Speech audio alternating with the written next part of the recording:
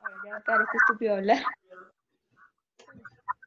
Imagínense, la vieja es una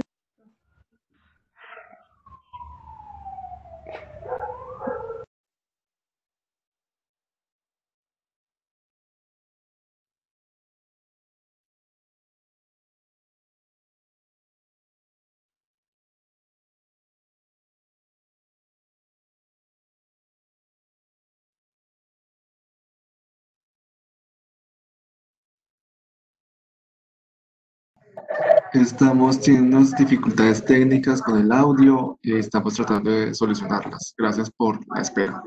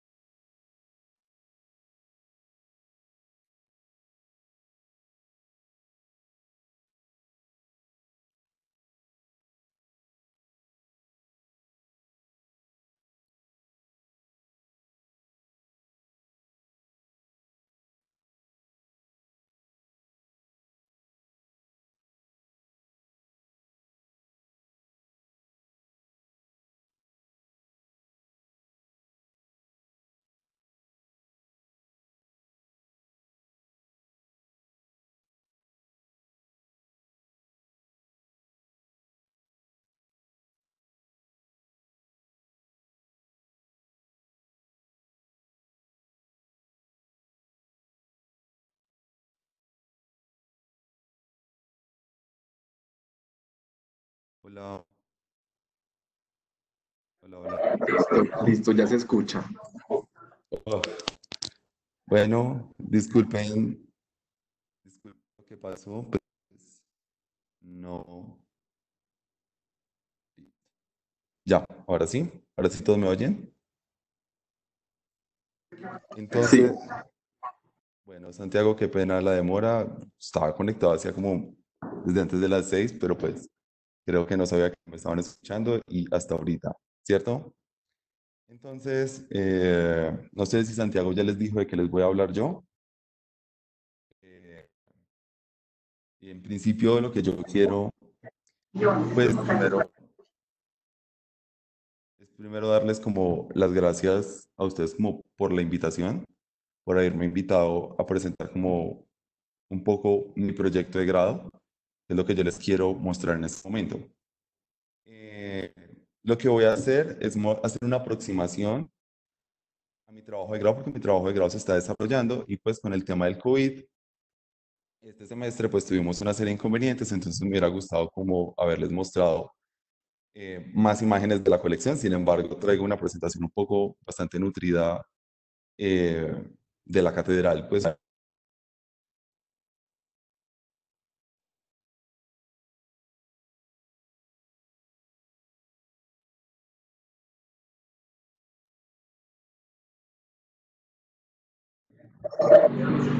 te acabas de quedar mudo.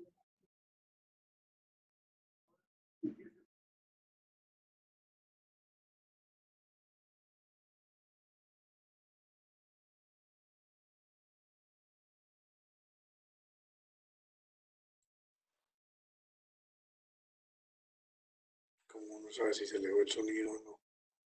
Es a ellos, es a ellos. Díganle.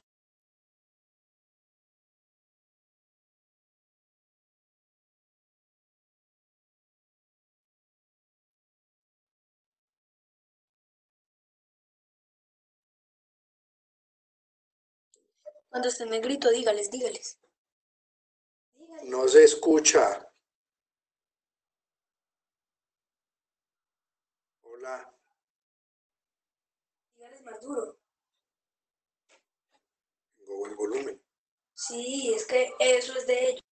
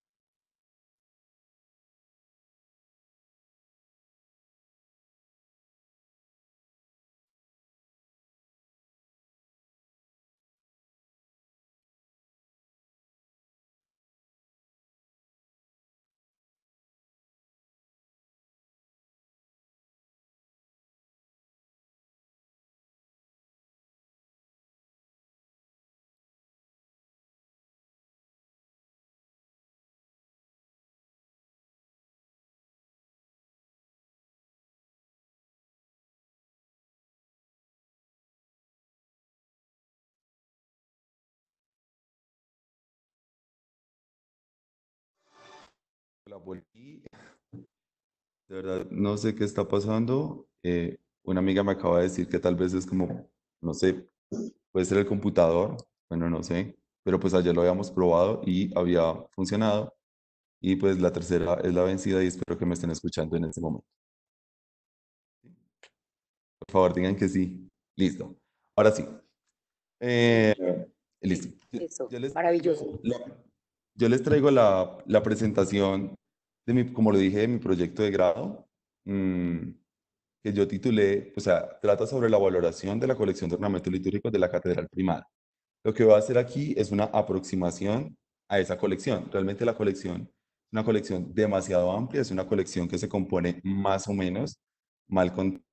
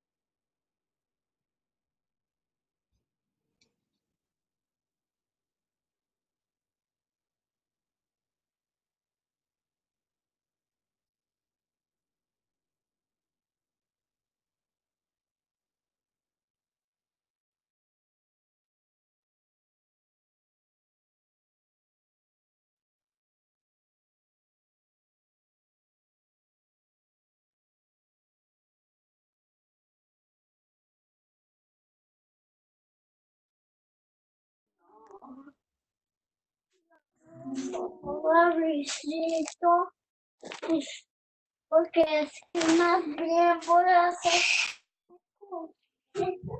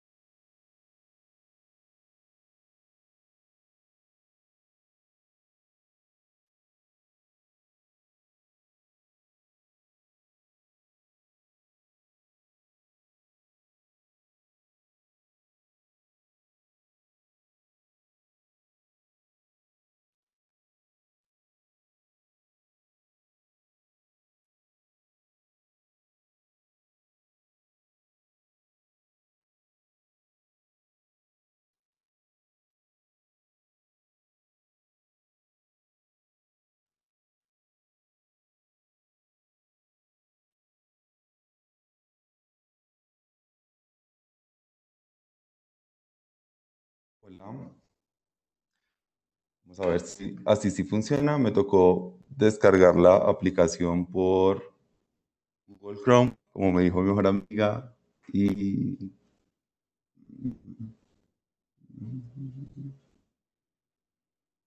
Y vamos entonces a compartir.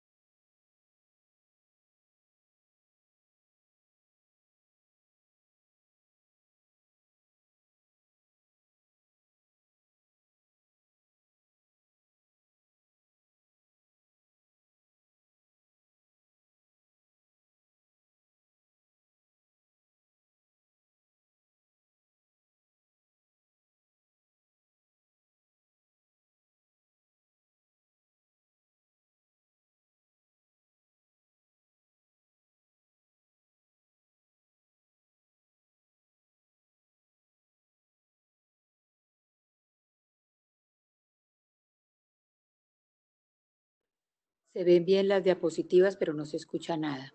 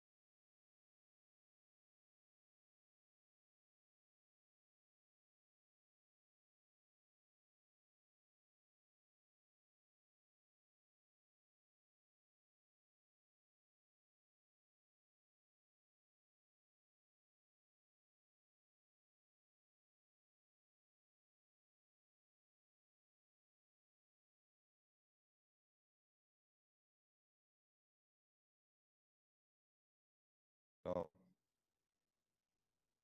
Eh,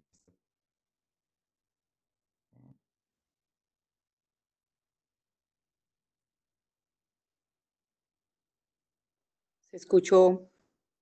Listo, por fin. Espero no se corte. De todos modos, estoy tratando de descargar, como me dijo Santiago, pues por el teléfono directamente. Y pues entonces, si algo, hablar por el teléfono y proyectar entonces en el computador, ¿cierto? Bien.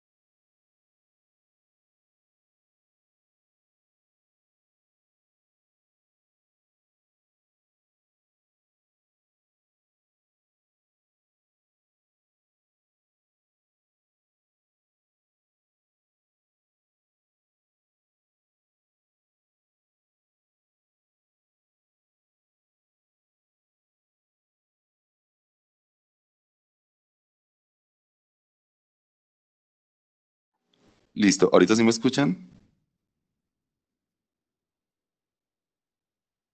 Hola. Listo, Sí ahora se sí. escucha. Por fin, por fin, creo que... Ah, bueno, se te apagó el... Ya, listo. ¿Me están escuchando bien? Sí, Listo, perfecto. Perfecto, bueno, creo que son los espíritus de la catedral, no sé, puede ser algo así. Eh, Creo que ahora sí me puse nervioso. Mm, bueno, yo les voy a contar, empiezo otra vez, sobre el proceso de valoración patrimonial que yo he propuesto para la Catedral Prima de Bogotá, en el caso puntual de la colección de ornamentos litúrgicos que existe en esta iglesia catedralicia. Yo he titulado la presentación Valoración de bienes culturales, una aproximación a la colección de ornamentos litúrgicos de la Catedral Prima de Bogotá. ¿Por qué puse una aproximación? Creo que realmente sí va a ser una aproximación. O sea, el acervo de la colección aproximadamente tiene unas 3.000 piezas. Para que nos hagamos una idea, la colección de bienes muebles de la Semana Santa de Popayán no supera las 1.500 piezas. Entonces, decir que aquí hay 3.000 piezas de ornamentos solamente dentro de la iglesia, pues es una cosa demasiado grande. Yo lo que voy a hacer en principio es contarle un poco desde mi experiencia personal, yo cómo fue que me acerqué a la colección de ornamentos de la catedral y de ahí voy a empezar a desarrollar como toda la propuesta metodológica que yo he empezado a trabajar en la catedral. Mm, Primero, pues quiero que vean, ¿listo? Primero quiero hablar del patrimonio cultural mueble. O sea, lo que yo tengo es una colección de patrimonio cultural mueble y lo primero es ponerla en contexto, ¿sí?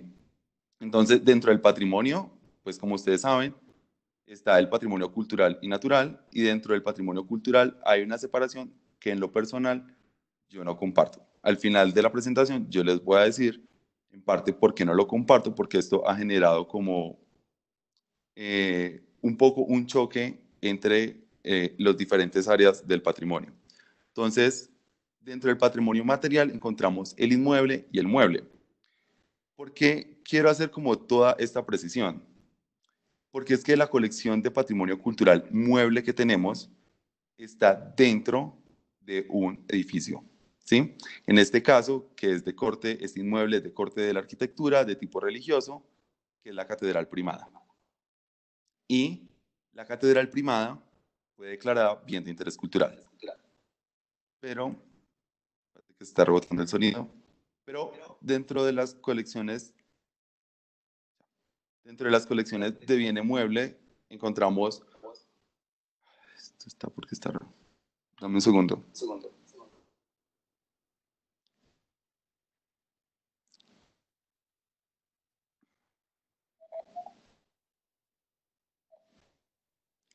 Dentro de las colecciones de bienes muebles, se catalogan de acuerdo a su carácter, ¿cierto? Entonces, de carácter arqueológico, de carácter etnográfico, de carácter artístico, de carácter utilitario, y aquí es donde nosotros nos vamos a ubicar. O sea, esa colección que tiene la Catedral Primada de Bogotá, bueno, la Catedral Primada tiene varias colecciones que ya se las voy a empezar a mostrar un poco, pero en la que yo me estoy parando son las de carácter utilitario. Entonces, unas están relacionadas al culto, pero aquí estamos hablando, en el caso mío, de los ornamentos litúrgicos y la indumentaria religiosa. Entonces, en eso, lo que yo hice para efectos prácticos de la colección es simplemente llamarlos ornamentos litúrgicos, no hacer mención a la indumentaria religiosa, que es muy grande también, pero lo que yo hice simplemente fue agruparla, no separarla. Porque para cuando yo les voy a mostrar el ejercicio metodológico en el cual yo estoy trabajando, con el que yo estoy trabajando, pues sí va a ser necesario la separación, pero siguen siendo a la hora del té ornamentos litúrgicos. Entonces, la Catedral Primada, pues para los que no sepan, pues o sea, han habido 4 edificios, ¿sí? Este es el último, que es el que la mayoría conocemos, es un complejo arquitectónico bastante amplio. Está la Catedral Primada, la Casa Capitular, la Capilla del Sagrario y el Palacio Arzobispal, ¿sí? Entonces, ¿qué es lo que pasa? La colección, todas las colecciones de la catedral están relacionadas entre sí. ¿Y por qué digo esto? Porque más adelante yo les voy a empezar a mostrar cómo ciertas colecciones se empiezan a tener unos elementos en común. Entonces, la catedral, bueno, antes la catedral está ubicada donde se fundó Santa Fe de Bogotá. Se fundó el 6 de agosto de 1538 y va a ser fundada por Gonzalo Jiménez de Quesada. O sea, esto que yo les estoy diciendo parece no tener relación un poco con la colección, pero más adelante vamos a ver que sí, porque ahí es donde va a empezar la colección. Entonces, va a ser fundada por Gonzalo Jiménez de Quesada y la primera misa la va a celebrar Fray Domingo de las Casas. Fray Domingo de las Casas va a llegar con Gonzalo Jiménez de Quesada, va a llegar a este sitio y van a celebrar la primera misa. Pero no va a ser hasta el 62 cuando se eleva a diócesis, se decide hacer la catedral y en el 64 se eleva a la categoría de arquidiócesis. Y es producto de una extensión, digámoslo así, o el traslado de la diócesis de Santa Marta. Entonces, y van a empezar a construir, a terminar la catedral, ¿cierto? Después de terminada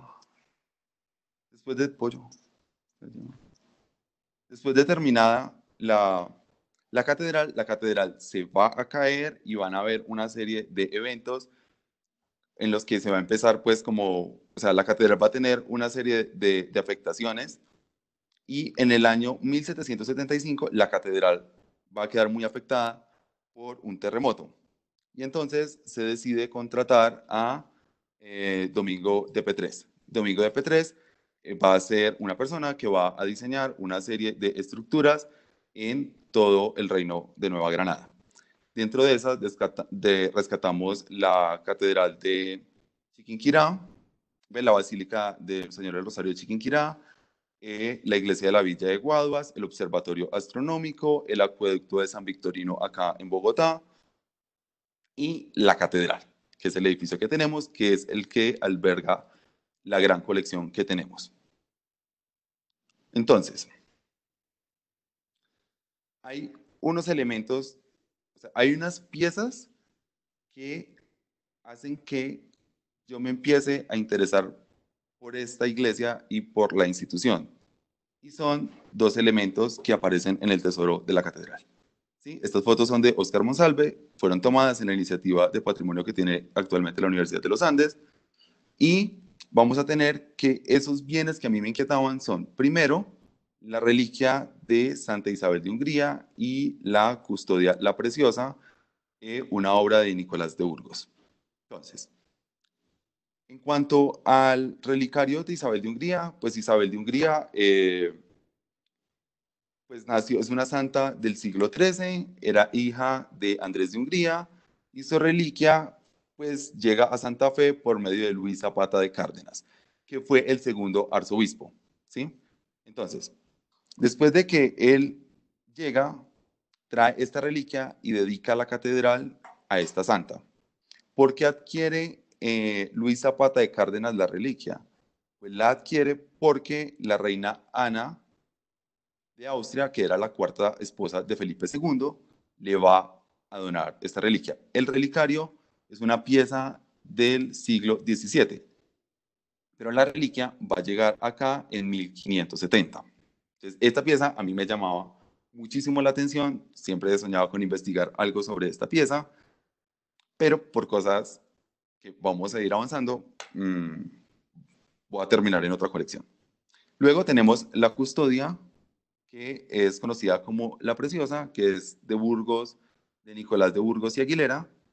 Y pues aquí en la parte alta, no sé si se esté viendo el cursor, se ve de aquí para acá es la custodia y de aquí para acá es la base. O sea, son dos cuerpos completamente diferentes. Lo que es la custodia va a ser diseñada por Nicolás de Burgos. Nicolás de Burgos va a llegar en el siglo XVIII a el Nuevo Reino de Granada y va a llegar con la idea de hacer la custodia de Santa Clara la Real en Tunja, ¿sí? Que es actualmente se encuentra en exposición en el Museo del Banco de la República, pero tiene una compañera que es esta, que pertenece a la Catedral Primada de Bogotá, ¿cierto? Entonces, estas dos piezas a mí me llamaban muchísimo la atención y me hubiera encantado investigarlas, pero pues un compañero ya está investigando el caso de la Preciosa. Actualmente el relicario no ha sido muy estudiado, pero pues sí se han hecho algunas cositas, pero no lo suficiente, creo yo. Entonces, estas piezas hacen parte de la colección. Entonces, ahí decidimos, dentro de la universidad, se tiene un proyecto entre la Universidad de los Andes y la Catedral Primada de Bogotá, con asesoría del Ministerio de Cultura, en el cual se busca renovar los inventarios de todo el acervo de la catedral. Entonces empezó con la obra pictórica, tanto obra pictórica de sacristía, obra pictórica de la iglesia, pinturas murales, bueno, todo lo que hay, y el tesoro. Dentro del tesoro, pues fue que aparecieron, pues estaban estas piezas que se actualizaron en el inventario y se fotografiaron, porque no habían pues unas fotografías lo suficientemente pues buenas de momento, pues como para renovar en el ministerio. Entonces, cuando llegamos a la sacristía y empezamos a abrir estos cajones, no sé, vuelvo y digo si se ve el cursor, empezamos a abrir todos esos cajones, esas gavetas, y empezaron a salir ornamentos. Entonces empezó a salir una gran cantidad, o sea, salían ornamentos, salían y salían, y empezamos a ver otros elementos. O sea, fíjense, no sé si ustedes aquí lo logran ver, aquí, alguien que me diga si el cursor está apareciendo, por favor. ¿Sí? Bueno, entonces aquí aparece un cuadro pequeño, bueno, pequeño se ve desde acá, pero realmente es bastante grande, y acá tenemos una pintura de Ricardo Acevedo Bernal. ¿Por qué quiero que las tengan presentes? Porque más adelante voy a hablar de esas piezas para el ejercicio de valoración que yo tengo propuesto, que ya está propuesto y que ya está en marcha.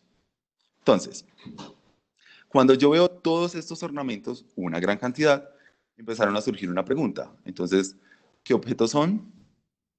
Entonces, ¿qué objetos eran? Entonces encontramos ornamentos litúrgicos e indumentaria religiosa, y era de todo tipo. Habían casullas, dalmáticas, manípulos, capas pluviales, estandarte, bolsas de corporales, cubrecaris, frontal de altar, cáligas, guantes, o sea, había una infinidad de piezas. ¿Y estas piezas de qué materiales eran? Entonces, habían sedas, linos, damascos, satines, unas con bordados, otros sin ellos, unos con metales preciosos, otros no, algunos con brocados, unos pues, o sea, era una gran variedad de forma, de colores, o sea, había de todo. ¿Para qué se usaban? Se usaban para la misa y actos litúrgicos relacionados. ¿Quiénes lo usaban? Lo usaban los sacerdotes, los arzobispos, inclusive papas. ¿Y cuándo lo usaban? Pues cuando se presentara el acto del culto, ¿sí?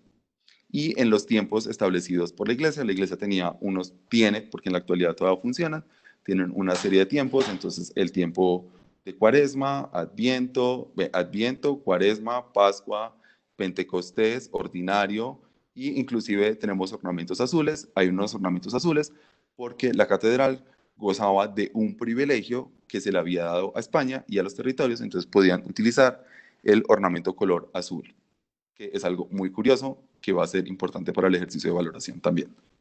Entonces, ahí es cuando yo propongo el ejercicio de investigación. Entonces, la investigación consiste en valorar la colección de ornamentos litúrgicos de la Catedral Primada de Bogotá. Y esto se justifica principalmente porque hay un desconocimiento de la colección, o sea, la colección no es conocida abiertamente en el país. Inclusive más fácil yo creería que se conoce un poco en el exterior. A finales de los años 90 vinieron de la Casa Valentino a ver la colección y pues se fueron extremadamente asombrados. Y la última visita que tuvo la colección fue el año pasado, que fue donde tomé las fotos de la sacristía, que vino una historiadora del arte peruana, que ella hizo un ejercicio similar para la Catedral de Lima. Entonces, lo segundo que se justificaba era que la colección estaba en un riesgo. Entonces, era un riesgo de disociación, era que posiblemente no existía un inventario, que posiblemente, o si existía, estaba incompleto, había una identificación inadecuada o incorrecta de la colección. Y pues obviamente esto era extremadamente peligroso porque se podían empezar a desmembrar algunas piezas. O sea, no era lo mismo tener el conjunto completo que tenerlas por separado y no saber dónde estaba alguna o la información de alguna carecía. Otro asunto que preocupaba era el tema de la delincuencia, un asunto de vandalismo, que tal vez algunas piezas pudieran desaparecer, perderse, y pues eso estaba afectando el conjunto. O sea, el gran valor de la colección está en su conjunto, porque es una colección que se ha construido desde la Fundación de Santa Fe de Bogotá hasta el día de hoy, ¿sí? Y otra que estábamos viendo es el asunto de las plagas, ¿sí? Entonces, que como se estaban almacenadas, entonces podían entrar algún tipo de animales y podían empezar a afectar o cualquier otro tipo de plagas, y fuerza física, que no la puse aquí, pero pues sí se tiene considerada, y es el tema de la manipulación. O sea, podía rasgarse, podía empezar a deteriorarla también, ¿sí? Otro punto que justifica el estudio es la escasez que existe de este tipo de asuntos, de estudios en Colombia, tanto de ornamentos litúrgicos como de valoración de colecciones. Y pues el último es que se enlaza con otros proyectos de la Escuela de Posgrados. Entonces se enlaza con el tema del tesoro y con las obras pictóricas. Y pues no perder de vista la pregunta central, que es cuáles son los valores que tiene esta colección. Entonces, de ahí empecé a ver que estos bienes que están dentro de la iglesia se enmarcan dentro de unas prácticas culturales. ¿Y cuál es esa práctica cultural? Pues es la misa, ¿sí? Y entonces cuando yo tenía eso, tuve que empezar a identificar 3 momentos centrales. ¿Cuál es el sentido de la práctica? ¿Cuál es el sujeto de la práctica? ¿Y cuál es el anclaje de la práctica? Entonces, el sentido de la práctica hace alusión a la finalidad. O sea, ¿cuál es el fin de la misa? ¿Es el sacrificio? y por consiguiente, al ser el sacrificio, se tiene que representar y existe una teatralización del evento eucarístico. ¿Sí?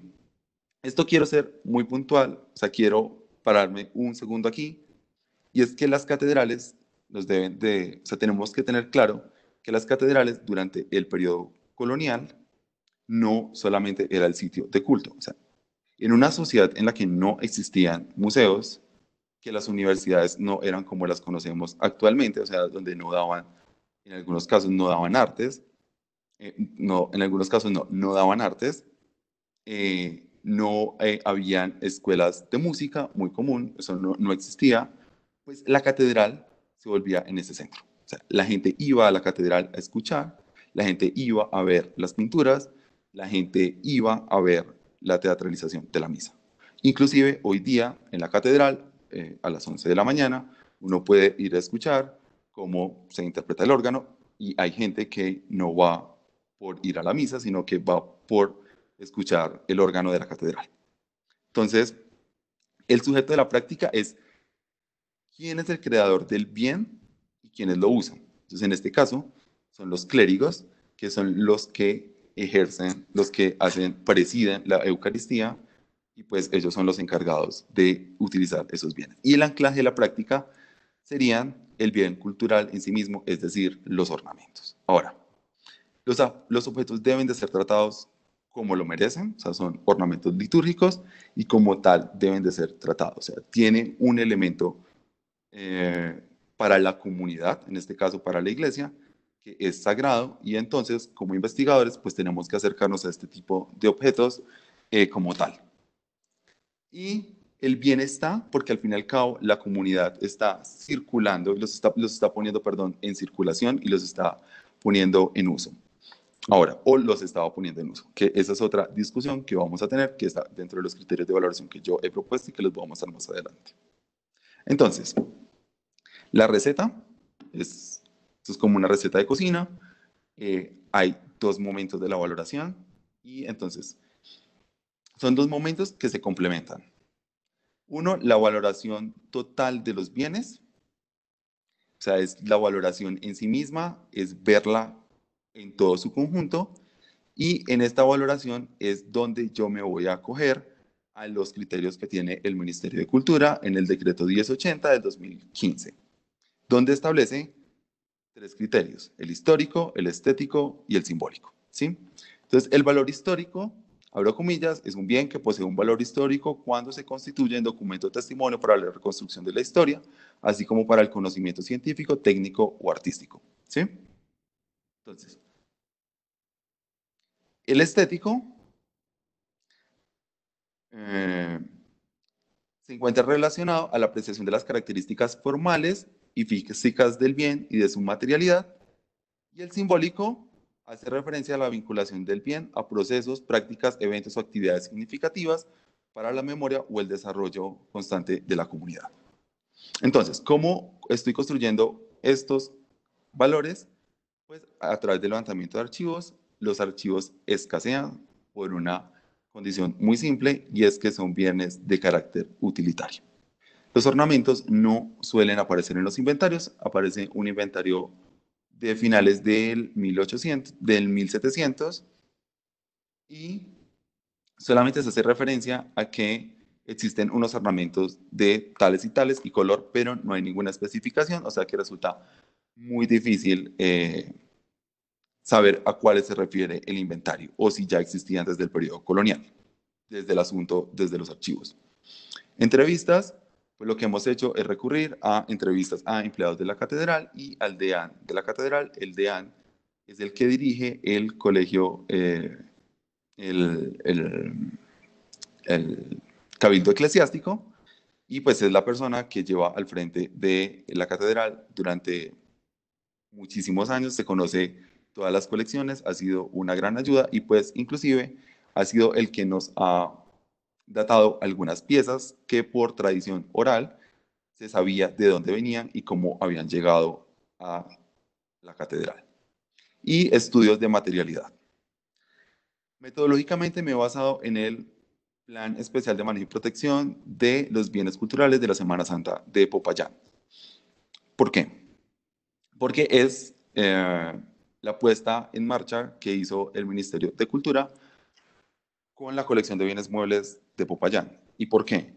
Porque resulta de que la manifestación que había sido incluida en la lista representativa y que aparecía en UNESCO, pues había declarado la manifestación en sí, pero no la colección de bienes muebles. Y entonces estábamos encontrando que, al igual que los riesgos que yo estoy manifestando aquí, inclusive ellos habían manifestado otros riesgos, pues estaban llevando a las piezas a un deterioro. Entonces, el Consejo Nacional de Patrimonio solicitó que se hiciera un plan especial de manejo y protección para esos bienes. Entonces, lo puso en marcha, entonces ha sido como mi libro base, del cual yo estoy desarrollando la metodología desde este punto. Ahora, el segundo momento es la valoración de bienes dentro de la colección, es decir, una valoración individual. Es saber dentro del total de la colección qué piezas son más representativas y esenciales. ¿Sí? ¿Por qué? Porque no todos los bienes tienen la misma importancia. Y esta metodología la tomó de UNESCO y del ICROM, ¿sí? Donde ellos generan unas tortas de valores donde me están mostrando el total de la colección, cuáles son los más valiosos. ¿Y esto por qué? Esto se hace con la necesidad de priorizar el cuidado de algunas piezas, porque si no todas valen, quiere decir que si se pierde alguna, pues evidentemente, o sea, si se pierde una pieza que sea muy valiosa para el total de la colección, lo voy a mostrar al final. Por ejemplo, si se pierde la mitra o el báculo de Paulo VI, pues sería una pérdida grandísima para la catedral, en comparación si se pierde otro ornamento que no sea de ese valor. Pero ¿cómo voy a hacer esto? Pues voy a tener que establecer unos criterios, unas categorías y unos niveles, ¿sí? Entonces, esto lo voy a desarrollar más adelante. Ahora, es importante tener en cuenta que esto es un ejercicio que se hace, pero las comunidades tienen una escala propia de valoración. Y por eso es necesario que el investigador consulte a las comunidades. Pero sin embargo, como es un ejercicio que se hace desde varios ejes, se tiene el contexto, se tiene el objeto y se tiene el sujeto y la comunidad. Pero entonces, como se están mirando todo ese tipo de elementos, esos tres elementos, pues cabe la posibilidad de que los criterios de la valoración que salga de mi proyecto de investigación no sea igual a la que tengan las comunidades. O sea, las comunidades, ahí siempre hay que tener claro eso, las comunidades tienen una escala propia. Ellos mismos jerarquizan su patrimonio. Para ellos podrá ser más valiosos algunos, pero en el proceso de investigación podremos ver que tal vez no coinciden con ellos y eso es un asunto completamente respetable. Y entonces aquí empezamos a ver un poco la colección. Esta colección se conforma, como ya lo dije, de infinidad de piezas. Este es una casulla con elementos metálicos dorados. No me atrevo a decir que son en oro, hasta que no se hagan estudios completos de materialidad en todas las piezas, pero de principio podemos ver que es una casulla que se emplea en las celebraciones del martirio y tiene esta parte del centro se llama la clave, es la parte trasera de la casulla, esta es la parte delantera. Es necesario recordarles que la misa antes del Concilio Vaticano II se celebraba de espaldas, entonces por eso la parte trasera es la que tiene más elementos pictóricos. ¿Y por qué? Porque durante el Concilio de Trento, en el Concilio de Trento se va a hacer énfasis en el papel de la imagen. Y entonces, como ya lo dije, la misa es un asunto de teatralidad y entonces estos ornamentos van a funcionar para ese propósito. Aquí tenemos una mitra por la parte trasera, la parte delantera. La parte delantera es esta porque estas que se llaman las ínfulas, pues el color da sobre la espalda del obispo, entonces pues no se iba a ver mientras que acá sí. Esta casulla es una casulla dorada que se le atribuye, esta tiene una historia muy particular, o sea, voy a tratar de contarles un poco de la historia de algunas de las piezas, no de todas, porque no, pues es imposible saber la historia realmente de todas, por lo que yo les dije, no se tiene una documentación y las que se conoce son en su mayoría por tradición oral. Entonces, esta casulla dorada se atribuye que perteneció a Alejandro VI, que es el Papa Borgia, y este a su vez era abuelo de San Francisco de Borja. Y San Francisco de Borja, a su vez padre de Fernando de Borja, que tuvo un hijo que se llamaba Juan de Borja. Entonces uno se pregunta, ¿cómo esta casulla que perteneció a un papa llegó acá al nuevo reino de Granada, llegó a Santa Fe de Bogotá? Pues resulta que Juan de Borja fue presidente de la Real Audiencia de Santa Fe de Bogotá y trajo consigo esta casulla, venía con una estola, que ya les voy a mostrar cuáles son las estolas, pero pues no voy a mostrar la estola de esta pieza porque todavía no se ha podido fotografiar. Pero bueno, trajo esto, trajo un frontal de altar y trajo un Cristo de marfil que se encuentra en la iglesia de la Veracruz. Por tradición oral, se le atribuye a que perteneció a Alejandro VI. Saberlo con certeza, pues evidentemente es muy difícil, diferente al caso de la reliquia que les mostré al principio de Santa Isabel de Hungría, que hay documentos del cabildo eclesiástico de cuando se le declara el patronazgo a la catedral dedicada a Santa Isabel de Hungría como patrona de la catedral. De eso sí hay documentación, mientras que de esta pieza no hay documentación, pero pues la tradición oral que ha llegado hasta hoy sí se le atribuye. ¿Que es factible? Sí, porque es descendiente de Alejandro VI. Juan de Borja sí era descendiente de Alejandro VI. Ahora, estos son dos tipos de dalmáticas, una morada, una blanca. Como se puede ver, las dalmáticas eran utilizadas por los diáconos. Aquí tenemos esta pieza bastante curiosa, es la única hasta el momento que hemos encontrado firmada. Aquí en esta pequeña parte que no se ve muy bien, aparece firmada. Estos son dos tipos de estola. Esta es una estola, esta que tiene esta cinta en la mitad, es una estola que utilizaban los diáconos porque iba cruzada, y esta era la estola de los sacerdotes. Esto es una bolsa para corporal y estos son unas cáligas. Esto es un cubre cáliz. Esta pieza era bastante interesante porque, no sé si lo sepan, el cáliz antes de la celebración pues no se podía ver, entonces estaba tapado y estaba cubierto por esta pieza. Esto es un manípulo que lo llevaban los sacerdotes en la mano, y esto es otra bolsa de corporal. Bueno, dentro de lo que hemos encontrado, así como en esta encontramos una firma que nos puede dar algún indicio, que no lo hemos encontrado realmente porque la firma no es muy clara, pero sí por lo menos quiere decir que pues tenía una autoría particular de alguien. Pero como el caso de esta, que es el escudo que utilizó Crisanto Luque. Entonces Crisanto Luque fue el primer cardenal que tuvo Colombia, y fue alrededor de los años 50, y entonces él va a mandar este ornamento en Italia. Entonces esto, por ejemplo, nos dice mucho, y cuando uno compara con el cuadro, pues evidentemente aparece el escudo. Más adelante les voy a mostrar algo similar que pasa con las obras, con los ornamentos de Bernardo Herrera. Aquí algunos detalles. Estos son brocados, pues no sé si estén viendo bien el cursor. Para dar estos realces, pues se le metía papel. En la mayoría de los casos tenía papel, o en estos, por ejemplo, también, pues tenían ese tipo de realces. Algunos tienen lentejuelas y elementos metálicos. Aquí, como por ejemplo ustedes ven, la plantica del trigo, aparece en el fruto del trigo, pues aparecen todos estos elementos metálicos.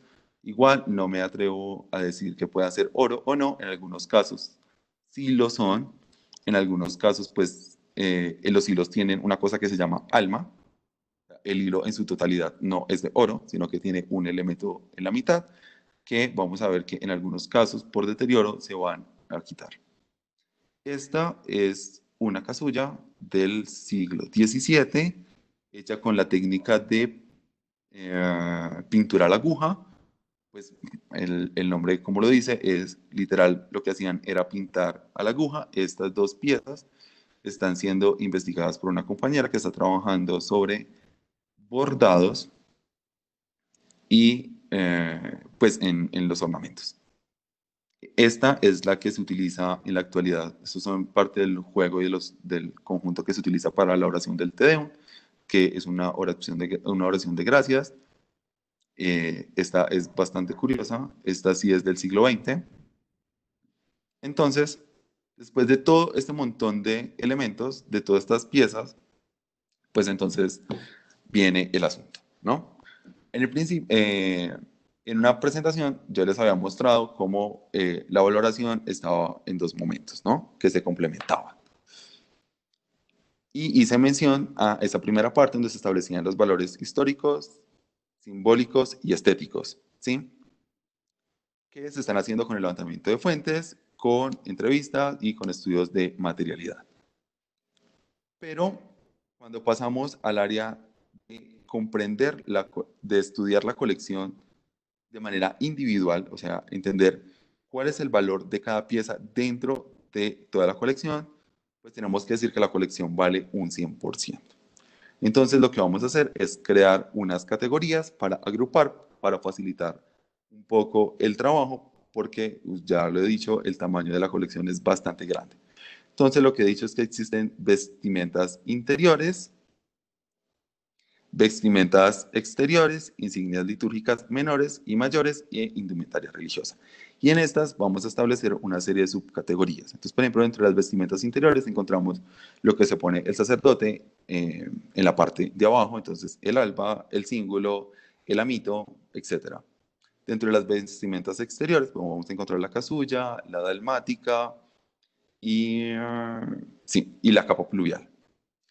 Las insignias litúrgicas, hay menores y hay mayores, de acuerdo al rango. Entonces, por ejemplo, dentro de las mayores vamos a encontrar la mitra, pero dentro de las menores encontramos, por ejemplo, las estolas, que son insignias características de los sacerdotes. Y dentro de la indumentaria religiosa, pues vamos a encontrar todo un abanico de elementos como los cubrecálices, las bolsas de corporal, los frontales de altar, vamos a encontrar estandartes, que son muy comunes, vamos a encontrar sitiales, etc.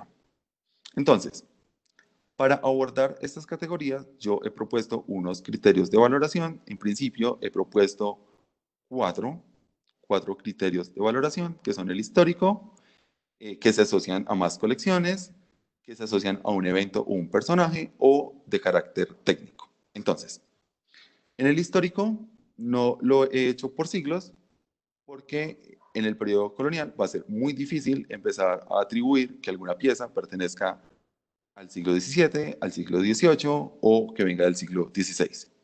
Entonces, lo que he hecho es poner las que son del periodo colonial. ¿Y por qué del periodo colonial?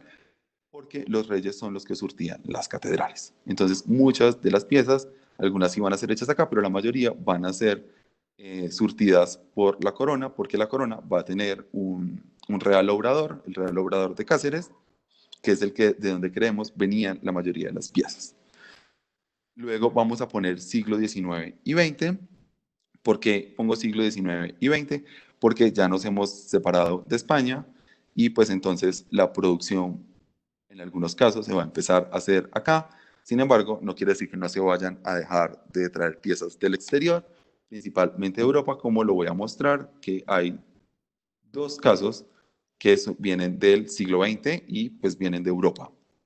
Y unas piezas postconciliares que son las que son después del Concilio Vaticano II. Entonces, los dos primeros momentos son posterior al Concilio de Trento, que es el que va a dar como las directrices sobre la Eucaristía que se conocían hasta el Concilio Vaticano II. Y pues desde el Concilio Vaticano II los ornamentos van a cambiar. Entonces, en principio, cuando propuse el proyecto de investigación, pues yo solamente quería llegar hasta el Concilio Vaticano II, es decir, solamente trabajar colonia siglos XVI al XVIII, siglos XIX y XX y no más. Pero resulta que empezamos a ver que habían ornamentos que eran después del Concilio Vaticano II, que eran extremadamente valiosos para la catedral, como el caso de la visita de los papas. Entonces, otro criterio que se asocian a más colecciones, hay piezas de ornamentos que se asocian directamente a piezas que se ubican dentro del tesoro o pintura y escultura. Entonces, esto le daría un valor agregado a los ornamentos. Otro criterio que es el de evento y personajes, pues entonces hay eventos como la fundación de la ciudad, evidentemente es un asunto supremamente importante, asociadas a alguna fiesta, como el caso de la Inmaculada, entonces hay ornamentos que son dedicados por la Inmaculada, la visita de un papa que se asocian a personajes como arzobispos o otro como el caso que ya les mencionaba que se le atribuye a Alejandro VI o un ornamento que se le atribuía que lo había donado Juana la Loca, pero realmente no había sido Juana la Loca, sino una Juana que había administrado durante la ausencia de Fernando II. Entonces ella había donado ese ornamento y se le atribuía a Juana la Loca, pero realmente históricamente no coincide. Y en asuntos técnicos, pues estamos abordando que sean de elaboración manual, de elaboración industrial, materiales nobles, la complejidad con la que fue hecha y el origen. Entonces, de acuerdo a estos criterios de valoración se establecen unos niveles de mayor importancia, mediana importancia y baja importancia. Entonces, lo que se hace es empezar a mirar si empiezan a cumplir con determinado número de estos, pues se va a asignar a que es de mayor importancia. Si no cumple con la gran mayoría, pues serán de mediana importancia. Y si realmente cumple muy poco o nada, pues serán ornamentos de baja importancia dentro del total de la colección. Y esto nos permitirá priorizar frente a los riesgos que yo mencionaba en un principio. Entonces, si son piezas que cumplen y están en el nivel de mayor importancia, pues lo lógico sería que los recursos sean canalizados a la protección principalmente de estos bienes. ¿Por qué? Porque si se llega a perder alguno, pues estaríamos afectando gran parte de la colección. Y eso es el ejercicio de la torta. Ahora, esta es mi propuesta central. ¿Qué pasa? Que yo les voy a traer de aquí en adelante, bueno, un poco más abajo, una serie de ejemplos, pero no es del total de la colección. Y lo digo ¿por qué? Porque la colección vamos en la mitad del trabajo. O sea, hemos fotografiado la mitad, las piezas que estamos fotografiando son las que yo voy a trabajar, pero a finales de marzo íbamos a fotografiar ya lo que quedaba faltando de la sacristía y pues empezó la emergencia del COVID, entonces nos tiene un poco frenados el tema de ver esas piezas. Algunas piezas solamente las he visto no poco más de media hora, como el caso del ornamento de la Fundación de Santa Fe de Bogotá, y nos falta por fotografiar y lo tenemos pensado fotografiar al final. Pero les voy a mostrar algo. Esto es el taller improvisado, uno de los talleres improvisados que montamos dentro del Palacio Arzobispal para el tema de fotografiar las piezas. Esta es la que yo les mostraba en un poco más atrás, que tenía pintura a la aguja, que es bastante bonita. Entonces traigo 3 casos puntuales. ¿Sí? Traigo los ornamentos de la Fundación de Bogotá, los ornamentos de el arzobispo Bernardo Herrera Restrepo y los de Pablo VI.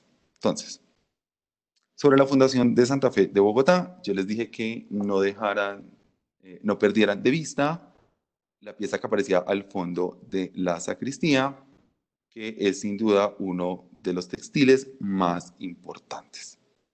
Y es el Cristo de la Conquista. Este Cristo de la Conquista lo traía Gonzalo Jiménez de Quesada cuando vino a fundar la ciudad. Este es el ornamento de la primera misa. Está grabado, es del siglo XIX. Apareció en el papel periódico Ilustrado en 1883, cuando se celebraba, se conmemoraba la fundación de Bogotá el 6 de agosto. Y este primero es el cáliz y una de las vinajeras con las que se celebró la primera misa. Este cáliz y esta vinajera fueron hechas en plomo. Este ornamento fue hecho con vestiduras de los soldados y pues el Cristo lo traía Gonzalo Jiménez de Quesada. Estas dos piezas son muy particulares porque resulta de que los ornamentos y los vasos sagrados se perdieron cuando venían para acá, para Bogotá, a fundar la ciudad. Entonces, cuando llegaron a Bogotá,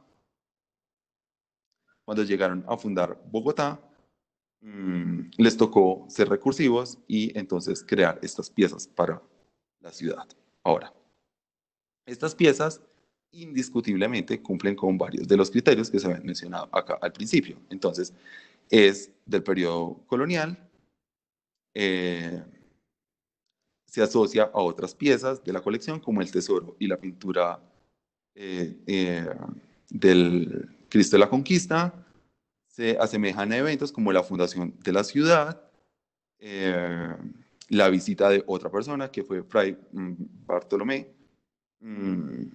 y pues tiene unos elementos de elaboración pues muy rudimentarios, y entonces esto convertiría en esta pieza indiscutiblemente, y por su importancia para la ciudad y para el país, pues en una pieza de nivel 1. Entonces, el caso de Bernardo Herrera Restrepo. Bernardo Herrera Restrepo fue un arzobispo que gobernó por casi 30 años, de 1891 a 1928, y hay datos curiosos que nos pueden dar cuenta de un poco más adelante para entender cómo los ornamentos, y es que Bernardo Herrera estudió en San Sulpicio en Francia, y de ahí se fue a hacer su doctorado en la Sapienza de Roma. Entonces él bebió mucho del influjo francés mientras estudiaba, y resulta de que tenemos esta pieza de aquí, que es un báculo, ¿cierto? Esto es un báculo, y el báculo fue hecho en la Casa Limonge en París. Y esta es la pintura que es de Ricardo Acevedo Bernal, que también les mostraba al principio en la imagen de la sacristía, y tiene aquí el escudo de Bernardo Herrera Restrepo y la pintura que fue hecha por Welsman, ¿sí? Entonces, Bernardo Herrera Restrepo le tocó o estuvo, lideró la Iglesia Catedral durante el gran periodo de la hegemonía conservadora. Entonces fue una persona que, aparte de ser, que fungía de arzobispo, pues opinaba en asuntos políticos del país. Entonces era una persona bastante reconocida en el país, del cual falta mucho, yo creo, por estudiar. Pero entonces decíamos, si Bernardo Herrera Restrepo era tan importante y pues había mandado a hacer inclusive su báculo en Limoges, en Francia, que era una casa de esmaltes, y el cáliz, que no lo monté acá, pero el cáliz también fue hecho en la casa de Limoges, las vinajeras, pues una cantidad de piezas que están en el tesoro, que se asocian a él, inclusive una de las campanas de la torre norte de la catedral tiene el escudo de él, para que se hagan un poco una idea. Entonces suponíamos que los ornamentos no podían ser algo menor, y encontramos este cajón, y este cajón es el conjunto más grande de ornamentos que hay en la catedral, ¿sí? Y resulta de que estos ornamentos, aquí ya se ve un poco, esta es la casulla, estos son los, inclusive el Limoges va a ser esmaltados para los broches de las capas, y este es un capillo de una capa pluvial. Y va a ser hecho en tisú de plata y hecho por la casa Rogers y Chernovis, ¿sí? Que era una casa muy famosa en Francia que se encargaba de hacer ornamentos de alta calidad. Entonces, este juego de conjuntos pues también tiene un gran valor para la historia de la catedral, por la importancia de que se asocia a un sujeto bastante conocido, que es el arzobispo, que dominó, dirigió la iglesia catedral durante ese periodo, pero también se asocia a otros elementos de la colección como la pictórica, que aparece de Acevedo Bernal en el techo de la sacristía, la pintura de Welsman y los elementos del tesoro. Era tan importante que cuando se conmemoró uno de los centenarios de la fundación de Bogotá en 1938, ya había muerto Bernardo Herrera, porque Bernardo Herrera murió en el 28, y cuando se celebra 10 años después uno de los centenarios de la fundación de Bogotá, pues se va a emplear todos los ornamentos de Bernardo Herrera. Y quiero finalizar mostrando uno de los juegos que me han quitado bastante y que es postconciliar, nada que ver con las piezas que había mostrado anteriormente, que son las de Pablo VI. Pablo VI viene en el 68, viene a Colombia y pues trae dos piezas, bueno, trae varias piezas en particular. Realmente trae todo el conjunto de los ornamentos. En una caja está todo lo que utilizó durante la misa en el templete en Parque Simón Bolívar, y está la mitra y está la férula. Los papas no utilizan báculos, sino que utilizan una férula, y esta férula pues se le atribuye, pues era algo muy característico de él, que eran las férulas en forma de Cristo, y pues esta mitra que tenía elementos usualmente zoomorfos o algunos elementos naturales. Entonces, esta pieza, desde luego, también es completamente valiosa para la catedral, el caso de esta mitra, y los ornamentos que aquí se logran ver, pues es que todavía no los hemos fotografiado, sino obviamente se los había traído, eh, pero pues tiene un valor supremamente importante, y era el primer papa que visitaba Colombia. Y finalmente les quiero mostrar estas dos piezas que no hacen parte de la colección de la catedral, obviamente, pero era plantear un poco el problema de la separación que les había dicho como en un principio, de separar el patrimonio material del inmaterial y del mueble y del inmueble. Esta apreciación la quería hacer pues porque supongo que la mayoría de los que están aquí escuchando son arquitectos, y pues es establecer siempre esa relación. O sea, cuando uno trabaja bienes inmuebles, es necesario saber qué contienen. Y cuando uno trabaja las colecciones de bienes muebles, es necesario saber en dónde están contenidas. ¿Y esto por qué? Porque es que la colección de la Catedral Primada no sería la colección que tenemos hoy día si no fuera por la catedral, si no fuera por el último edificio de Fray Domingo de Petrés, que tal vez propició unas condiciones para que los ornamentos se conservaran. O sea, los ornamentos se conservan por dos condiciones. Uno por el edificio, por tres condiciones. Uno por el edificio, dos por las condiciones climáticas de la ciudad, y tres porque la catedral era excesivamente pobre, entonces no podían pasársela quemando ornamentos, porque los ornamentos cuando entraban en desuso se quemaban. Pero en el caso de Bogotá hay unas piezas muy curiosas, creo que no traje alguna, pero unas eran piezas hechas de varios elementos textiles, pues porque tocaba reutilizar algunos ornamentos que ya estaban en mucho deterioro. Entonces, estas dos piezas me sirven como ejemplo que fue lo que estaba pasando en la manifestación de la Semana Santa de Popayán.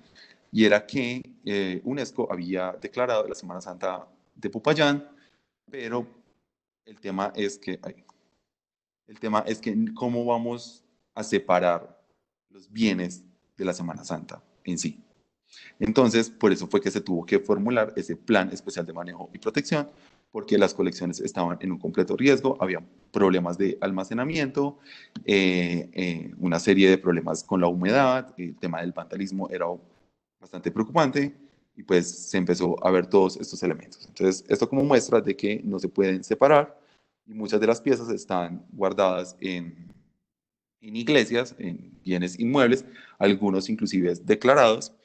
Hay casos muy curiosos que, por ejemplo, el ministerio declara bien de interés cultural algunos templos, eh, pero también declara la colección, pero pues no se hace nada por la colección no tiene una valoración, sino que lo único que tiene la valoración es el bien inmueble. Entonces, estas dos piezas, una es el cachorro, que es la pieza de los Valencia, y este Calvario, que es del siglo XX, pero pues la Virgen Dolorosa es del periodo colonial, entonces es una muestra muy bonita de cómo empezamos a mezclar algunos elementos de otros momentos históricos, que es más o menos lo que estamos viendo en la catedral, unas piezas que son completamente actuales, pero que tienen un gran valor y una gran relevancia para la historia de la catedral. Y esta es un poco la bibliografía que he estado empleando, y ya. ¿Qué hora es? Hola. Hola. ¿O me quedo hablando solo?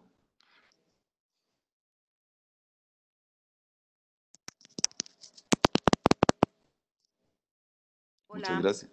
Hola, sí. Maravillosa, enamoradora la exposición. Muchas gracias. ¿Tú qué estudias? ¿Cómo se llama lo que Yo, estás? ¿Te vas a graduar? yo soy historiador y estoy en la maestría en Patrimonio Cultural Mueble y estoy en el área pues, de investigación y pues de ahí surgió este proyecto de investigación, desde convenio entre la Catedral y el Ministerio de Cultura que le ve y la Universidad de los Andes. Y pues el Eh, Ministerio de Cultura presta un proceso de acompañamiento. sí, tú eres un privilegiado, así como se Sí, dice. Un privilegiado porque sí. tener acceso a esa información no es fácil y poderla compartir con nosotros somos los privilegiados nosotros. Te quiero felicitar, me enamora el tema de patrimonio religioso, no solamente el litúrgico, sino también el funerario. Y yo vengo trabajando algunos temas funerarios. Soy Ujú. arquitecta y soy maestra de la Universidad de San Buenaventura. Y bueno, y maestra de Santiago también. Pero me parece Ah, absolutamente particular esta investigación. Nosotros acá, te quiero compartir, porque de pronto vamos a necesitar de tu ayuda, el señor obispo nos llamó, bueno, me llamó, y la verdad es que no tenía tanto tiempo y no ha habido tanto tiempo para hacer un museo o una sala de exposición de patrimonio religioso y nos han mostrado cantidades de vestidos, de lo que tú acabas de mostrar, ujú. pero además también de muchos elementos litúrgicos y estamos en pañales apenas arrancando. Entonces, pues yo soy arquitecta, restauradora de patrimonio arquitectónico, gomosa del tema de patrimonio religioso y me está acompañando María Cristina Mejía, que es una abogada, que es la directora del Museo de Arte del Quindío y estamos tratando, sino que nos cogió también esta pandemia y nos dejó a puertas de poder hacer una primera puesta en escena del museo de acá, del Museo de Arte Religioso, lo hemos llamado. Pero pues Ujú. claro que el señor obispo de acá considera que eso no tiene que hacerse mucha investigación, sino que con lo que hay mostremos, ¿cierto? Cuando tú acabas de ver que cada pieza requiere toda la investigación desde todos los puntos de vista, ¿cierto? Entonces, muchas veces uno por no perder, vamos a cometer algunos sacrilegios, pero vamos a ver cómo somos capaces de poner la primera exposición en escena y qué rico conocerte porque me encanta esta tarea. Sí, disculpen, yo quería pedirles disculpas, al principio estaba muy nervioso, pues No, los no, no, problemas técnicos me excelente pusieron exposición. extremadamente nervioso, pero para el caso de museos, o sea, la metodología que propone UNESCO e ICROM Sí, para la gestión del riesgo que se introdujo acá en Colombia también con las normas APA. sí, Esa gestión del riesgo realmente se creó para museos, para colecciones en museos. Entonces, sí, lo que yo he hecho y lo que se ha hecho en el país es empezar a traer esa metodología a colecciones que necesariamente no están en museos. Por ejemplo, bueno, aunque hay un caso muy particular que sí se implementó ahorita que usted lo menciona, el tema de lo funerario, el caso sí. del Museo San Pedro de Medellín, En ¿sí? Medellín, sí. Sí, que Yo estuvo acá, lo conozco. De Catalina es, Velázquez, sí. exacto, y que estuvo al frente también de David Cohen. Y resulta que ellos trajeron la gestión del riesgo, o sea, la metodología de gestión de riesgo, y la implementaron y fue bastante efectiva allá. Y también en Antioquia la implementaron en el Museo Juan del Corral. Juan del Entonces, Corral, sí. esta metodología se ha empezado a traer a serie de colecciones. O sea, la Catedral Prima de Bogotá no tiene un museo, el propósito es en un futuro hacer un museo, pero lo que hicimos con la metodología de gestión de riesgos es eso. En un principio, identificar a qué riesgos está sometido la colección, para de ahí Sí, empezar a establecer los valores y saber qué es lo que debemos priorizar en temas de cuidados y preservación y conservación de la colección. sí. Entonces, no sé, si puede consultar el tema de la Sí, metodología de ICROM, bastante sí, efectiva. este es importante. Y también hay, pues, qué pena con las demás personas que están allí, pero además, como me interesa el tema de cementerios, ahí está la red de cementerios patrimoniales Ajá. de Latinoamérica, y pues digamos que yo vivo como muy pendiente de lo que se produce, de lo que se comparte, de lo que es exitoso, de lo que están haciendo en otras partes, porque es la única manera, eso no se estudia así tan fácil. Y pues allá en los Andes, maravilloso que ustedes pueden hacer eso. Gracias. Sí, sí, sí. Muy bien, me encantó. Gracias, doña María Eugenia. No, no me diga doña. Bueno. Bueno, yo soy viejita, pero no tan doña. Muy bien, muy bien. ¿Alguien más por Encantada. ahí? No veo el chat. Ole, no hay nadie que converse. Yo puedo. Claro. Hola, Germán. Hola, Germán. Hola, Felipe. Hola, ¿cómo estás? Bien. Tan formal. Siempre. No, sencillamente, pues, felicitar por esta agradable exposición que nos llevó por los caminos de la historia de la bella Bogotá a través de estas piezas religiosas. En este caso, me parece que estas otras perspectivas de leer la historia nos invitan también a repensarnos como sujetos y como profesionales que nos ubicamos en el campo de las ciencias sociales. Me parece que es un trabajo muy riguroso, un trabajo disciplinado y un trabajo con altísimo potencial para replicar no solo en Colombia, sino en otros lugares de América Latina.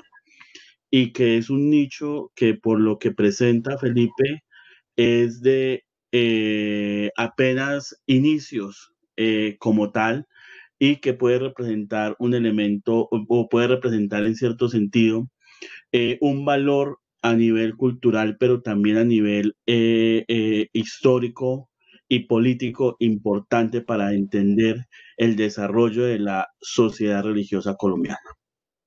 Felicitaciones. Gracias por la invitación. Gracias. Pues, mm, pues Germán tiene razón en lo que dice, o sea, el gran valor de la colección radica es en el total y en lo que se ha venido construyendo desde la fundación de Bogotá hasta la visita del Papa Francisco. O sea, no es una colección. Por eso uno de mis asesores me decía como, hey, pero tú ¿por qué no le pones como un inicio y un fin a la colección? O sea, no, pero es que es imposible porque la colección se está construyendo todos los días, en cada momento. O sea, yo voy a acabar la valoración pero pueda que a la vuelta de 5 años la colección se siga nutriendo, o sea, pueda que el arzobispo nuevo que llegue traiga una serie de piezas con unas características y empiezan a nutrir la colección, entonces es imposible ponerle un punto de cierre. Y sí, da mucha cuenta de la sociedad, hay piezas que realmente, cuando uno ve que están armadas por pedazos, uno dice, realmente esta pieza, este pedazo de textil no pertenecía a un ornamento. Esto desde luego pertenecía a la casa de una señora, a un vestido de alguna señora de la sociedad santafereña, y lo que, como la catedral era tan pobre, decidían donar los ornamentos a la catedral, donar esos textiles a la catedral, y con eso confeccionaban en algunos casos. Eran muy escasos los textiles de acá, pero sí los hay y son de ese tipo. Y si hay uno muy particular que se le atribuye a las hermanas, vamos a ver si es este. ¿Cómo muevo esto otra vez? Este de aquí, este frontal de altar, fue hecho acá en Santa Fe, en el convento de la enseñanza. Y es bastante curioso porque, o sea, es un bordado. O sea, una cosa es hablar de él, otra cosa es verlo realmente. Es impresionante y pues era de factura de acá y era del periodo colonial. No sé si alguien más quiera decir otra cosita. Andrés, en los comentarios te acaban de hacer una pregunta. Hola Carlos, dime qué dijeron por ahí. Ah, Carlos es de Bogotá, yo creo que el tema le gusta bastante y es vecino de la catedral. ¿Qué dicen los comentarios? Mira, en los comentarios dice, quiero preguntarte qué te impulsó a querer trabajar en todo este tema. Creo que actualmente el tema de patrimonio se deja a un lado y más cuando hablamos de patrimonio religioso y pues todo lo que conlleva. Gran exposición. Eh, pues no sé, creo que hay una afirmación como en la pregunta que no comparto y es el tema de que a veces el patrimonio religioso se deja de lado. No, yo no creo eso y principalmente porque el patrimonio durante el periodo colonial, o sea, en su mayoría es de carácter religioso. O sea, es... Y cómo llegué o sea, a mí siempre me había encantado un poco este tipo de colecciones y llegué por casualidad. Yo llegué a la maestría también por casualidad. Yo entré realmente a la maestría en Historia del Arte, también de ahí de la Universidad de los Andes, pero justo el semestre en el que iba a entrar abrieron la maestría en Patrimonio Cultural Mueble y cuando entré, pues ya habían desarrollado el proyecto que se había encargado de las obras pictóricas y del tesoro de la catedral. Entonces faltaba el proyecto de los ornamentos litúrgicos. No sé si lo vean, pero el proyecto en un principio empezaron muchas personas. Aquí ustedes pueden ver, entonces aquí habían personas, era un grupo interdisciplinar, pero pues muchas personas empezaron a aislarse, pues porque algunos eran estudiantes de pregrado, entonces unos se graduaban, otros estaban en la maestría en Historia del Arte, y entonces estaban desarrollando proyectos en el Tesoro o en algunas otras áreas, y con los textiles quedamos dos personas, que es esta compañera de acá que se llama Lorena, y Lorena es la que está investigando la casulla que les mostré con pintura a la aguja, y yo pues propuse la valoración del total de la colección. Pero realmente fue algo que fue muy bonito porque no fue algo que yo estaba buscando, sino que llegó y me emocionó. Y lo que más me emocionó fue, o sea, esta foto, por eso la monté al principio, y es que muchos de los ornamentos, unos estaban dentro de la sacristía, pero la catedral se volvió receptora de algunos otros templos del centro de la ciudad. Entonces, no sabían qué hacer con los ornamentos, no les cabían, entonces empezaron a llevarlos a la catedral y a llevarlos y a llevarlos, entonces dijeron como, ¿y aquí qué hacemos? Y entonces me acuerdo que el sacristán nos dijo, bueno, pero es que en una de las torres del campanario hay unos ornamentos, y verdad, fuimos y subimos, y en esta torre, esa foto la tomé ahí, estaban unos ornamentos, y entonces empezamos a bajarlos. Y fue bastante interesante decir como, bueno, no tienen el mismo valor, evidentemente, que los otros, porque los otros, por esa razón, tal vez estaban guardados en la sacristía, pero hacen parte de la colección y la catedral como receptora, pues al fin y al cabo los fue recibiendo y pues también deben de ser tratados como tal, lo que yo les decía, o sea, ese asunto de lo sagrado, pues toca al fin y al cabo acomodarnos un poco, acomodarnos no, ser conscientes de eso. Uno tiene que empezar a alejar como todo ese tipo de sesgos ideológicos, independientemente de la creencia o la condición en la que estemos, hay que entender el valor que tiene la colección en sí. Entonces, eso también fue otro punto que me interesó bastante y pues ahí voy. ¿Cómo saco el chat? Yo quiero ver qué han dicho.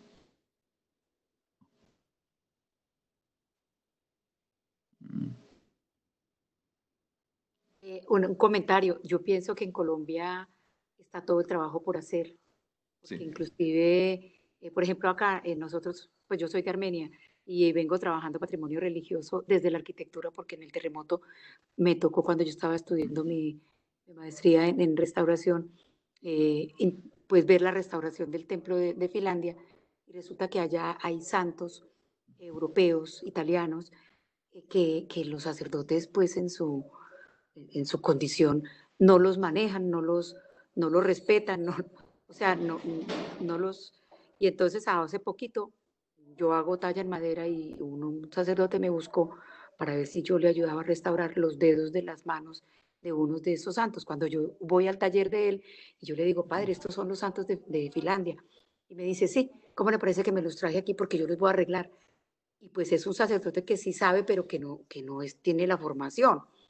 Entonces, pues yo me aterraba porque yo dije, ¿cómo es que no hay inventario? ¿Cómo es que, pues yo de buena voluntad voy a decir que voy a restaurar, pero yo no sé? Y resulté yo involucrada en el taller al que yo voy hace 20 años de restauración de madera. Pues yo hago talla en madera, pero se hace restauración también, pues tratando de respetar y que las intervenciones sean muy adecuadas. Pero en Colombia realmente el patrimonio religioso, tanto desde de la imaginería como de los altares y de todo el tema arquitectónico, necesita muchas personas que realmente amen eso y que lo puedan trabajar. Hay un caso, no sé si el caso de Bogotá contó con mucha suerte, y el deán del colegio, Monseñor Juan Miguel Huertas, pues es una persona bastante interesada por el patrimonio. Y entonces Monseñor Huertas se conoce toda la colección de lado a lado. Y era una persona que está muy preocupada porque el patrimonio se conserve. Entonces, él no dejaba tocarlos, él no dejaba lo que aquí decían como si es que a veces ellos son un poco celosos y la verdad es que las que sí, son muy celosos, poco dispuestos a participar, pero, pues él se abrió a la Universidad de los Andes porque Pablo Navas, que era el anterior rector, pues tenía una estrecha relación de amistad y pues le comentó y Pablo Navas pues también le gustaba mucho el tema del patrimonio, pues entonces crearon ese convenio.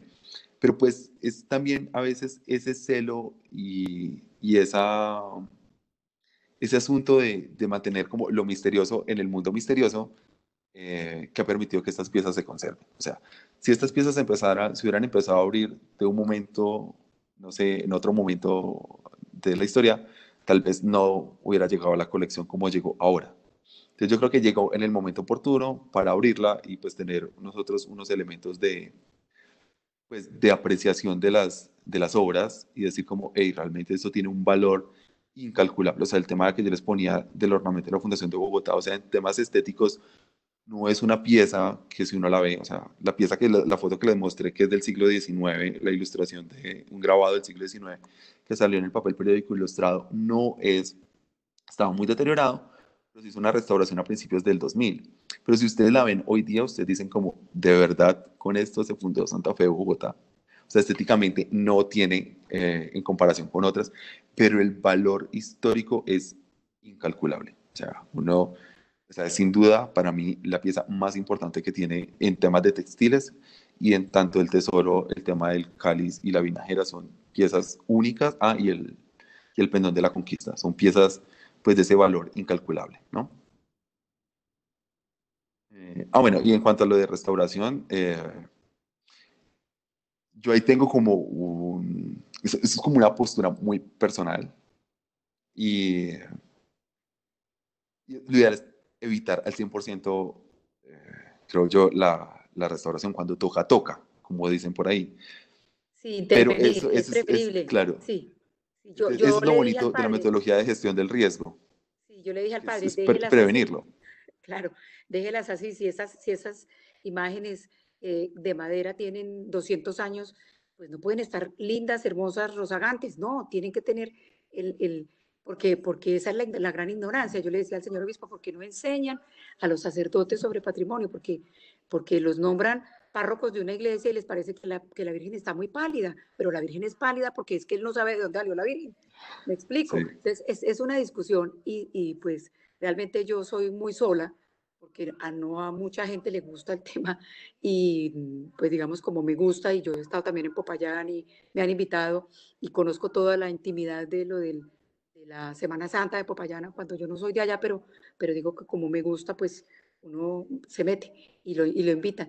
Pero es preferible tener, como tú lo estás diciendo, el valor histórico que tiene ese textil como para, o sea, es que es así. ¿Cuántos años tiene? Todos los años. Y eso es lo que lo hace valioso. Eso es como si uno dijera, me voy al foro romano y no dimensiona que estás parado donde los cristianos eran dados a los leones. Es el valor realmente histórico, así la parte estética en este momento no es en su mayor esplendor, pero pues este es un poco como los criterios y me encantó porque yo soy muy insidiosa en el valor estético, el valor histórico y el valor simbólico. Y si la comunidad no lo valora, pues a ver qué hacemos. Y también Sí, no o lo sea, valora porque como alguien en el chat decía, es que desconocemos todo sobre el patrimonio mueble. sí, o sea, yo me he parado como en esos tres criterios para el tema del total de la colección, porque son los que tiene el ministerio. Pero yo le decía, o sea, la comunidad le dará otro valor. O sea, usted podrá decirle a un cura, qué sé yo, cualquier pueblo, mira, esto tiene estos valores de acuerdo al ministerio, o uno puede establecer otro tipo de valores, porque realmente yo lo estoy haciendo es porque al fin y al cabo el ministerio es un poco el asesor de este Claro. tema, y entonces pues nos vamos a cobijar en esos tres en cuanto a la valoración individual. Si yo ya establezco mis criterios, yo personalmente los establezco cada uno, pero en el conjunto de la colección sí me acojo a ellos.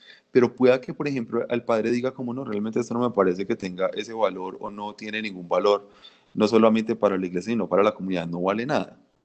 pueda que eso puede pasar y casos se han visto. O sea, es al fin y al cabo la comunidad productora, la comunidad encargada del bien la que se encargue de jerarquizar. Ya si uno hace las consideraciones, pues uno esperaría que ellos se acojan a ellas. Si no, pues sería demasiado, demasiado triste, la verdad. Pero Sí, pues uno trata de estar ahí. sí. De todas maneras es un privilegio. Yo digo porque a nosotros nos tocó el terremoto y aquí la mayoría de los templos se destruyeron y la gente se apoderó de muchas cosas. Entonces puede que un cura no valore una imagen, pero en una casa de familia de alguien está la imagen que era. Entonces uno, pues eso también es terrible cuando tú dices el riesgo, pues el riesgo de un incendio, como que aquí se quemó la iglesia de Circasia y no hubo nada que hacer, pero también que el terremoto tumbó o que también los vandalos pasan cosas, ¿cierto? Entonces, pues eso, poquitas exposiciones como la que tú acabas de hacer y poquitos privilegiados como que hayas tenido acceso a, a esos cajones de los que aparecieron cosas maravillosas. Esto sí Muchas me parece gracias. espectacular y eres un privilegiado, así que maravilloso. Me encanta que les haya gustado de verdad. Espero cuando ya tenga como toda la valoración completa decirles, porque obviamente ha sido muy triste el tema de, pues, que no hemos podido fotografiar algunas piezas que son, a mi modo de verlas, más valiosas, o sea, que están ahí en esos cajones todavía por descubrir, que solamente las he visto por cuestiones de segundos, o sea, es bastante, bastante triste. Entonces, cuando ya esté la valoración del conjunto total de todo, pues sería muy bonito compartirles la experiencia final que se tuvo. Queda en deuda con nosotros, con este chat y con esta personas que estamos acá en este chat escuchando toda su charla. Queda en Vale, deuda. muchas gracias. Bueno, Bueno, yo quiero hablar, Andrés, primero que todo te quiero felicitar por la exposición.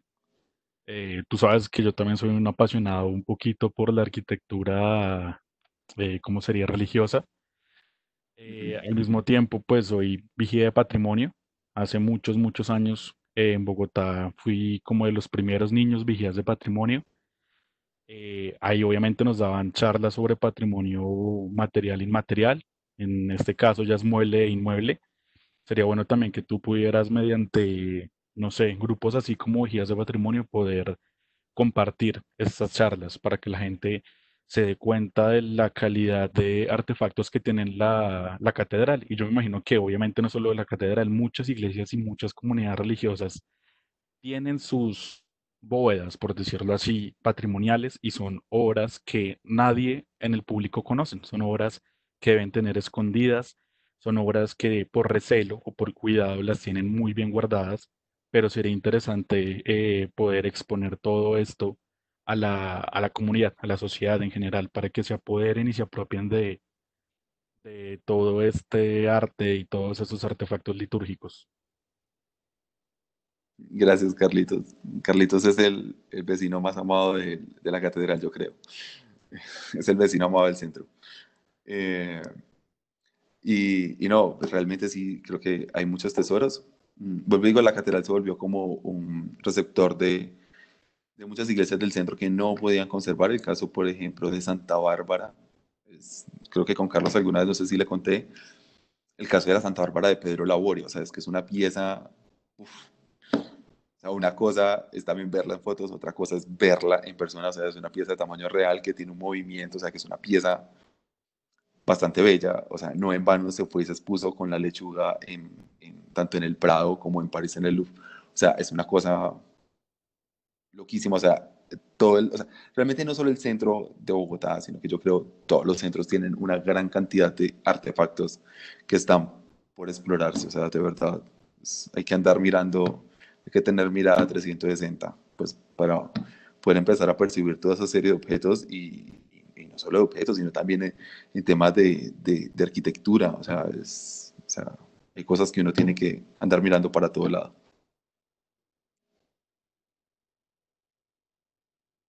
Ya.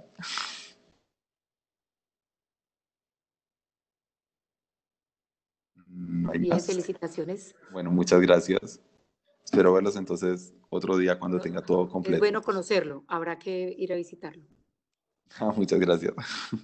Yo llevo los estudiantes una vez al año a Bogotá y hacemos todo el recorrido del centro y fuimos a ver la lechuga y vamos a todos o sea, hay que cambiar la mirada de los estudiantes. Los estudiantes de acá son de la San Buenaventura, pero cuando están en octavo van conmigo a Bogotá. Entonces, eso también cambia un poco la mirada de lo que es el patrimonio. No sé si irán a estudiar cualquier cosa, pero por lo menos aprenden a mirar de otra forma. Sí, Así es.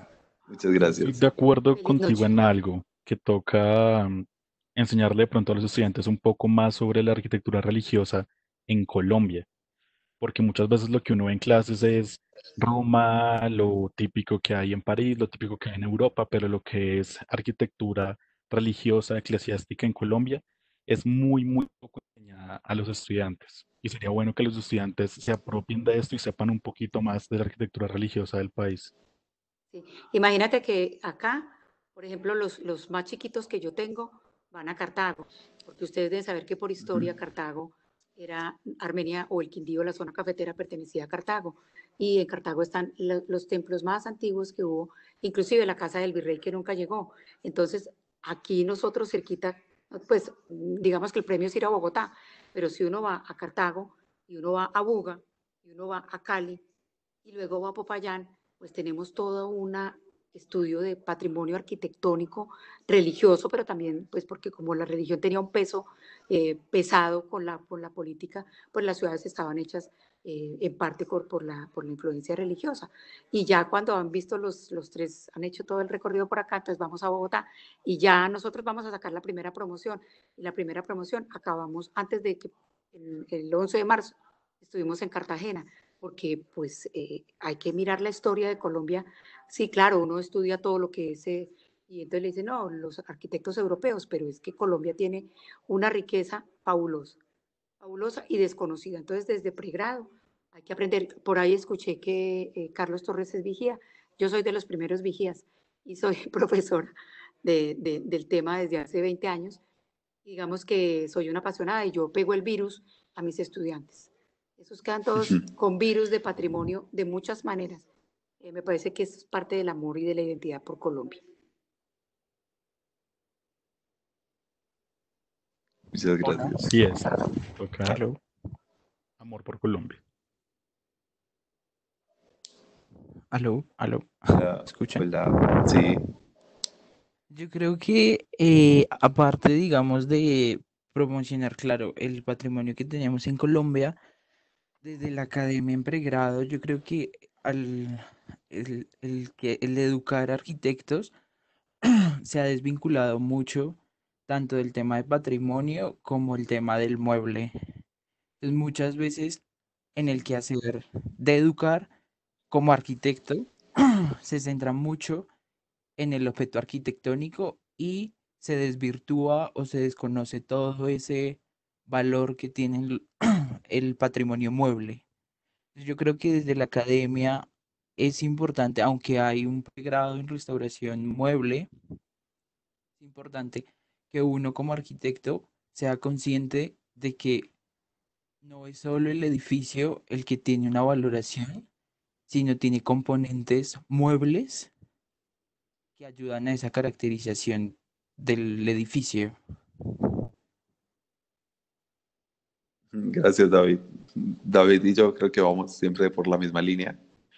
Eh, es verdad, y no solamente de los bienes inmuebles, que a veces los desconectamos de las colecciones de bienes muebles, sino el tema de las manifestaciones. O sea, el ejemplo de la Semana Santa de Popayán era bastante claro. Hace unos años, en un proceso en el centro histórico de Popayán, pues habían puesto unos, ¿cómo se llaman? Volardos en una de las calles y pues fue un problema porque la manifestación, la Semana Santa, que está compuesta por bienes muebles, pues pasaba por ahí.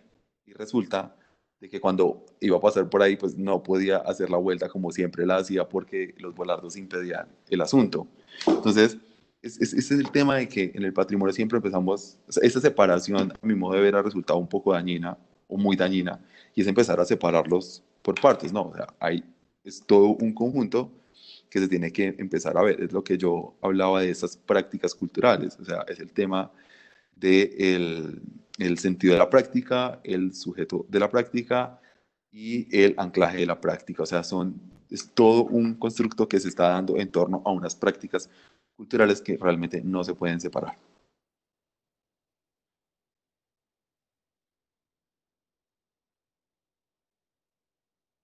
Y ya, ahorita sí. Bueno, muchas gracias. Muchas gracias a todos por haber estado, por haber escuchado. Me encantó haberles contado la experiencia. De verdad, espero volver. Disculpen un poco los nervios del principio y los problemas técnicos, pero pues fue un placer de verdad haber venido a contarles todo esto. Gracias, gracias, gracias. Bueno, igual, pues Andrés, muchísimas gracias por aceptar nuestra invitación. Gracias al profe Carlos Castaño por ponernos en contacto. Ay, Carlos Gracias a estaba por todos. ahí. Carlos, muchas gracias. Sí, por allá. Carlitos, muchas gracias, profe Carlos. Y pues Acá gracias a estoy, por todos. acá estoy. Habló. Gracias a todos por asistir y pues igualmente los quiero invitar a que sigan participando de todos nuestros conversatorios. Hacemos 2 cada semana y pues en nuestras redes sociales y con nuestros profesores, María Eugenia, Carlos, estamos pues enviándoles la información para que nos acompañen. Muy buenas noches a todos. Gracias, Gracias. Santiago, a todos, Andrés, a todos. Muchas gracias. Delicioso.